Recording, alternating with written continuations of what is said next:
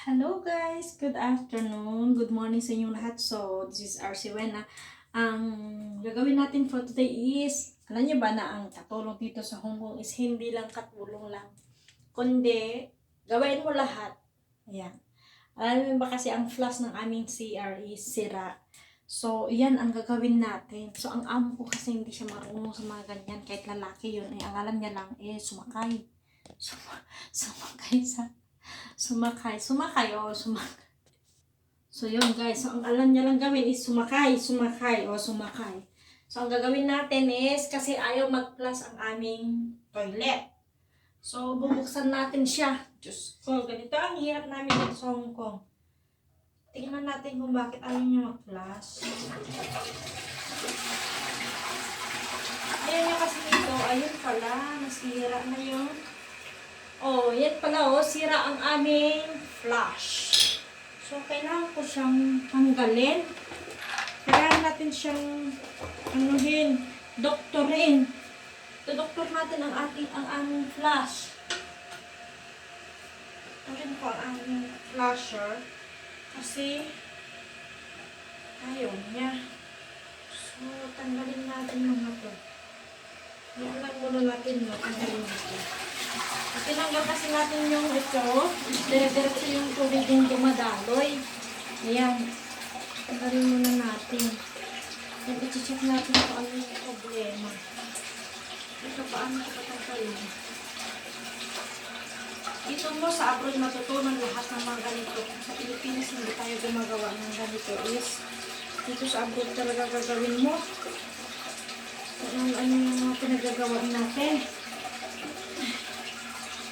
Ang mga amo dito is, nako, yan. So, ayusin ko to. Ayusin itong flasher namin. Lalagyan natin ng ano. Lalagyan natin siya ng tawag dito.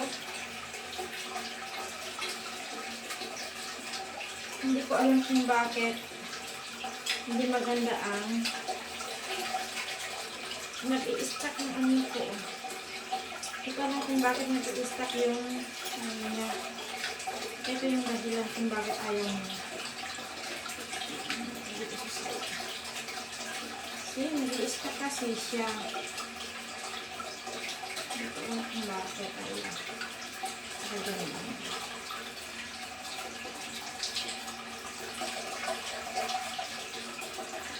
So,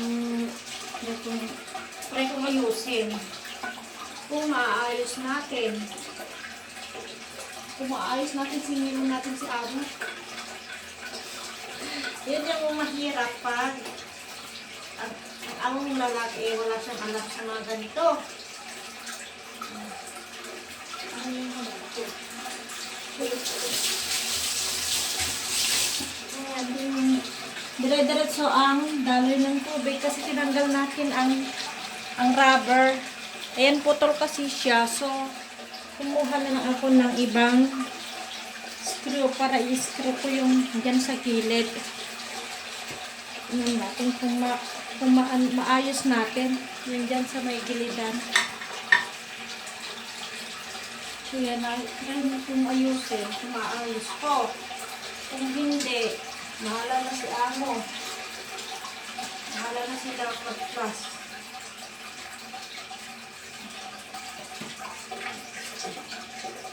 Subukan natin siya. Ano ganito? Ito, yun. Maayos natin ang wow.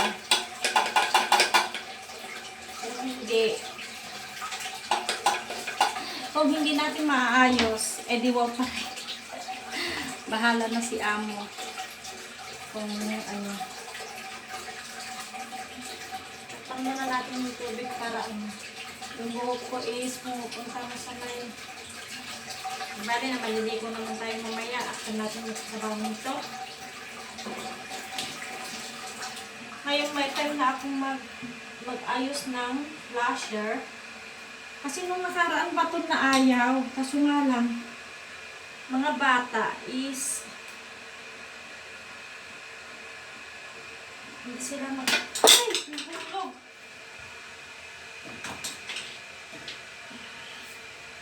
nahulog ang screw. Ganyan ang hirap dito sa abroad, guys. Ang hirap kumita ng pera. Pagkatapos kong mag-ayos ng flasher namin, lilinisin ko yung sofa namin. Kasi, alam, masyadong mahigpit. Ba't ayaw na? Ayaw ba? Ayaw niya yun ang problema, mahigpit siya, ayaw niyang bumalik. Ang problema is ayaw bumalik ang flasher namin. Hindi ko alam kung bakit. Siguro masyadong mahigpit. Try kong buksan ulit.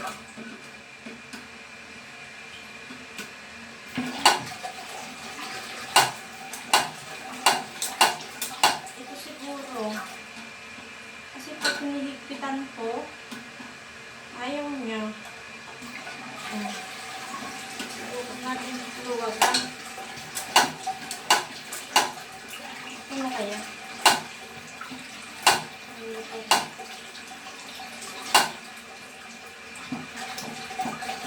Ganon-ganon natin baka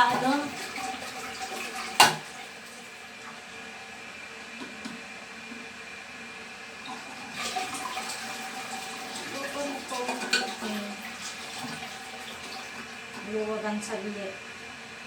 Luwagan natin kasi ayaw niya mag-flash.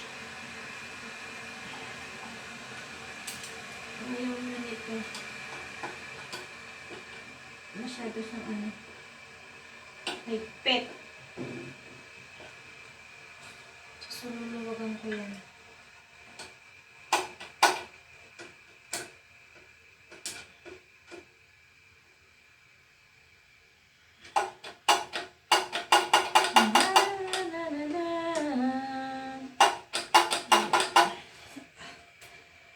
Ay, buhay kunyang. Ang kunyang kasi dito ang katulong. Buhay kunyang. Dito lahat kailangan mong gawin. Kaya kami mga OFW is, diskartehan. Diskartehan sa mga trabaho. Ayan, siguro okay na. Ay! Okay na ata.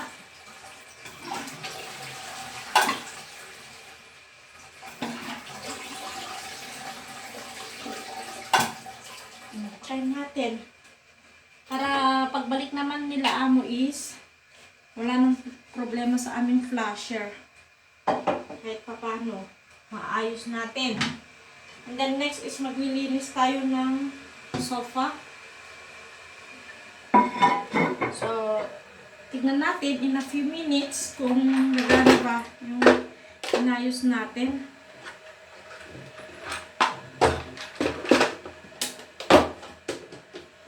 Yan, guys. So, ganun talaga ang buhay. Ganun talaga ang buhay, guys, na dito sa abroad is kailangan mo matuto sa lahat ng bagay. Kahit hindi mo alam na gawin, kailangan mong gawin. Kasi nga, walang ibang gagawa kundi ikaw. Kasi minsan mautak din sa mga amo. Ayaw nilang kukuha ng mga bayaran nilang So, hugasan natin mabuti ang ating kamay kasi madumi ang flasher. So, ayun, nag-stop na yung tubig. At try kung gumana na ba siya. Try natin kung gumana na ba ang ating flasher. So, ayan. Try natin kung magana na ba. Pa-flash ko siya. Hoy! Okay na ata. Okay na. Okay na siya. Okay na. Ayun. Okay na siya. Tapos na. Bye-bye, guys. Alright, thank you so much, Team Academy, sa patuloy na pag-support sa ating YouTube channel. Sa lahat ng mga sumusuport. Team Medics, thank you so much. Team Academy, thank you so much. Syra Subok, Joseph Villa Garcia, Lalabs Winry, Fiorio, sis Fiorio, Chuck's Vlog, Marbelin Sumait, Wayne Colante, Marlis Polido, Ray Simple Life, Nanay Marlene, Nanay Marta, Sis EVR Vlogs, thank you so much. So, sila pa, sa mga hindi ko nababanggit dyan, maraming salamat sa inyong lahat sa pag-support sa ating YouTube channel, sa mga katip natin yan, thank you so much. So, ayun guys, natapos ko nang ayusin ang aming flogger. So, lilinisan natin ang ating pahinet. Para kahit pa paano ipagbalik ng mga amo, malinis na ang toilet. Hindi na tayo maglilinis kinaumagahan. So, 3 days na wala tayong amo. So, kailangan natin linisin ang bahay. Kasi mag-day off din naman tayo, walang tao dito para pagbalik natin, wala na tayong gawain.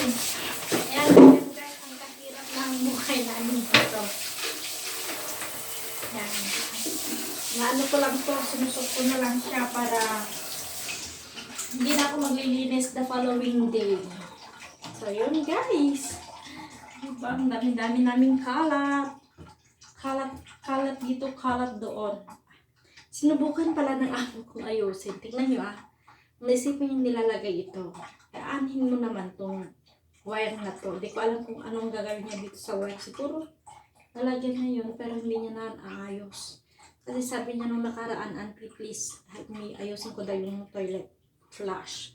Sabi ko, tingnan ko kung anong magagawa ko. Ano nga? Lalaki siya, pero hindi niya alam. Ang alam niya lang sumakay. Sumakay dito, sumakay doon. Yun lang ang alam. So, yun guys. Nilinisan natin ang CR. Yun. Ang pinanlilinis ko lang is this one. Iiwan ko muna siya ng mga 30 minutes. Tapos babalikan natin siya. Tapos doon naman tayo sa kabilang CR maglalagay. So, pupuntahan natin isang CR. Naman tayo sa kabilang CR. Ayan. Kasi wala sila. Hawak-hawak ko yung telepono. Kasi wala sila. So, ayan guys. Thank you so much sa inyong lahat sa pag-support sa ating YouTube channel. Thank you so much. And God bless you all. Goodbye.